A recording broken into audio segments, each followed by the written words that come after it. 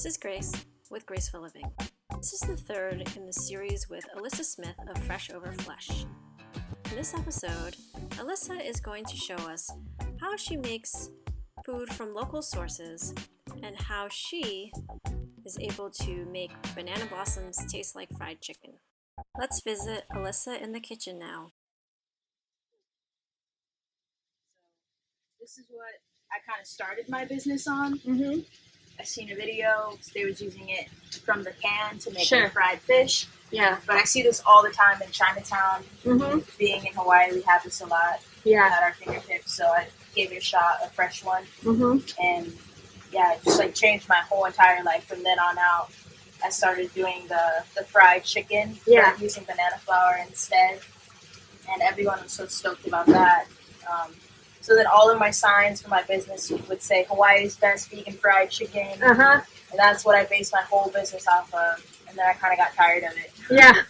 So then I started making other things. But I'm starting to slowly bring it back now that I have a main source to get like locally. Mm-hmm. Because when I got it in an abundance so much, to sell it like frequently, I didn't know where it was coming from. It was probably like getting shipped from all over, Yeah. So I like to know where it's coming from. Mm-hmm. But with that, I can't get it all the time, so I can't serve it all the time. Yeah. So people just have to be patient and wait for them to grow again. And it's kind of like how we should be eating. We should be eating seasonal food. Yes. And just kind of not getting used to like eating whatever you want, whatever you like right then and there, because it's not natural. It's not the way it should be. Yeah. Yeah, when I first started doing this, I was peeling it back layer by layer. And I was like, oh, this takes forever. Yeah. But I found out a shortcut. Is to just cut the tip off. Mm-hmm. And then take the incision here. Here. And then from there,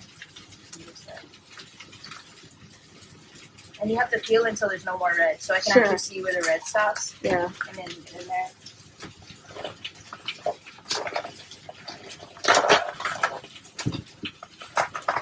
Oh, nice. Yeah. I'm so glad you're using this part of the banana, So it's left on. Yeah. Do you compost as well? Yep. So there's my compost bin. Nice. I have a bunch of them. And then when they all get full, I take them up to North Shore. I go take it to Koleo Farm. Yeah.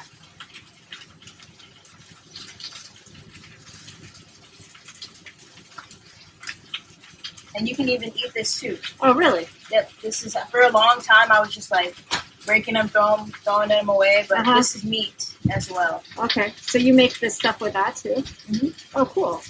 And you know it's ready when you get to these, they should be able to just like snap right in half. Uh-huh. And the little heads on them, usually they're black.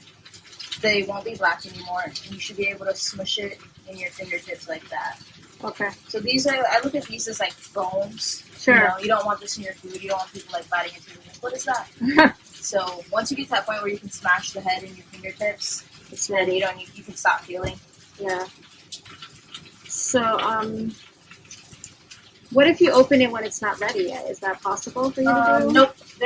It's always going to be ready, but what you're going to want to do is wait about like 2 weeks after you have bananas from it. And as soon as you got all the hands that came out, these are the hands of the bananas. These are what turn into bananas.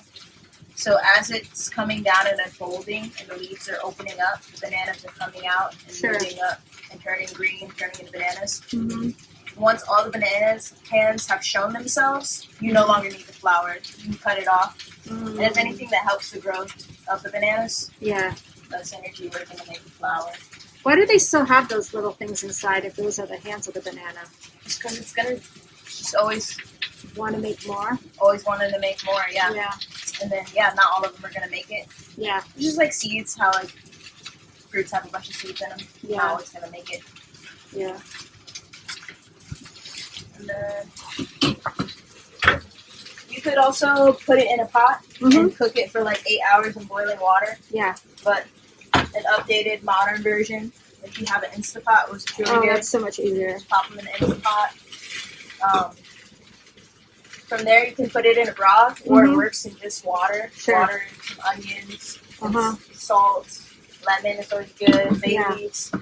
And then, just Instapot that. I actually put it on meat. That's Put it on meat for like 4 hours. The longer, the better. Yeah. The longer, the better. And then from there, you can take it out, and it's super pliable to season it, brine it, bread it, whatever you want to do. Yeah. That's great. And people don't realize there's these alternatives. Yeah. And they feel like they have to keep eating meat. And these are like $1.99 a pound. So how much is something like that cost? Banana blossom. This is going to be like $5. It's not bad. 1 pound. And then you can make multiple tamales with that, you know? Yeah. Probably make a dozen. Not one. If I'm going to chop it up, then I'll chop it before I put it in there. But if you want to use it like as a cutlet, then keep it whole. Oh, yeah. That was a mistake I made in the beginning too. Like, I would quarter it and then Instapot it, and then they would, like, as they cook, they soften and they kind of loosen up, and they would mess up like my pieces. So when you do the fried chicken, you kind of keep it like whole. 100%. Okay. And then that way you chop it. Like it's like a chicken breast thigh. I just like cut it in half, and I'm able to like. And then just put the panko on it and whatnot. Yeah, no panko. No. I just have like my own flour breading, and I like bread it multiple times. It's a special secret mix, and then just fry it super crunchy. Yeah, you deep fry it. I'm assuming, yeah. Yeah. Yeah. And that's another reason why I stopped making it. So you didn't want to deep fry? I didn't want to deep fry, and then like I can't legally until I get a ventilation hood. That's why this big space is here. It was open, and then I finally just covered it because I was like, I'm not getting a ventilation hood anytime soon. They're $5,000. Yeah. Yeah.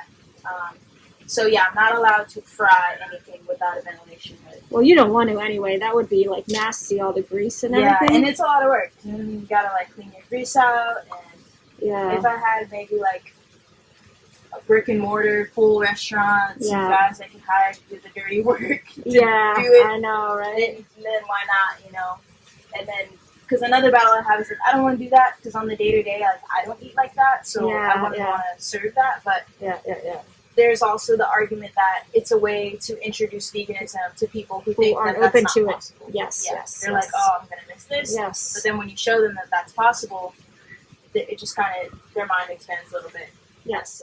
Thank you, Alyssa, for showing us how to make banana blossoms into fried chicken. Check out Fresh Over Flesh at Fish Cakes on Tuesdays and Fridays in Honolulu, Hawaii. If you like this video, please give me a thumbs up and subscribe, or follow me on Instagram. Please go to graysonhawaii.com for more information.